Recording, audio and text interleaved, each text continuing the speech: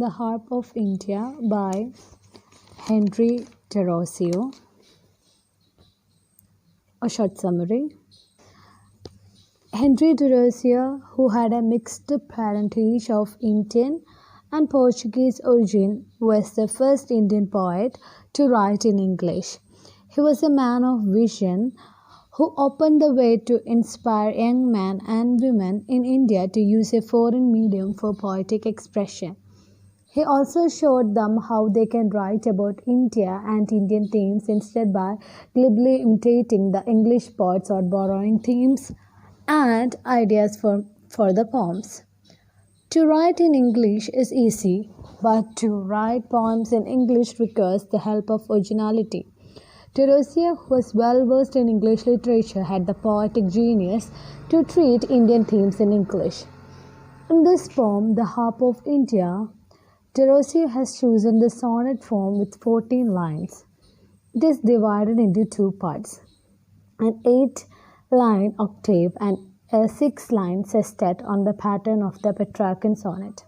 The theme of the poem is the disappearance of the great literary tradition of the past of India and the poet's attempt to revive it by his own effort and by providing an example to others who are willing to follow him. The central image of the poem is the harp, a stringed musical instrument. The image stands for the great poetic tradition of India. It also symbolizes India. The harp, which once was played by expert hands and produced sweet music in unending strain, is now mute and voiceless. Those great men are dead. Their bodies lie buried in the grave where flowers refresh their sweet memory. The land of India is desolate and the harp is like a ruined monument in the desert sand. The harp had a divine song and it may inspire the poet to try to sound it again, giving new life to the music that lies silent with it.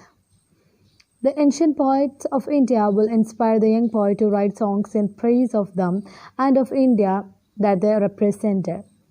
The poem is not exactly modern in its language. There is a fair sprinkling of archaic expression like thou, thy, yon, doth, hath. The words are reminiscent of the 18th century English poetry words like desolate, harmonious chords, wreath, entine, minstrel, notes divine. There are personifications which are also outmoded. The breeze is personified as a poet, a silence is personified as an oppressor. These artificialities are overshadowed by the enthusiasm of the poet and by the artistic skill in using these poetic devices to evoke fresh experiences. As a convention, we may say that Henry Thoreau is the father of English poetry in India. He was the first poet to practice the idea that Indians who love English have every right to write poetry in English. Thoreau could only follow the existing trends in English. This awareness is evident in the selection of the sonnet form. Being writing a poem of 14 lines, the poet need not strain much to express his talent in verse. This sonnet is a mixture of the Petrarchan and Shakespearean forms. It can be divided into octave, sestet, and quatrain couplet line arrangement. The image and conventions used in the poem are traditional. By his example, Thoreau inspired Indian poets to accept English as a medium of writing. That is the greatest contribution of Thoreau as a poet. The poem is about India and there is nothing occidental in it. The search for modernity in this poem is a useless attempt. It is in every sense traditional. Why are you hanging on that dry branch of the tree?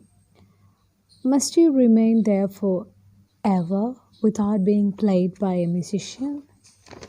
Your music, which was sweet once, is not heard now by anyone. The breeze blows over you, perhaps to make a song upon you, but it cannot produce any song because of the silence. Your enemy has bound you firmly with a deadly calm. You are neglected, silent, and deserted like a ruined statue on an uninhabited desert. Many poets worthier than me had played upon you in all days and made sweet songs. They have become famous by those songs which are still fresh like a newborn flower. The hand of those poets are now called. If another human being like me has the art and skill to play upon your string and reawaken your heavenly song, chose me to do that great work.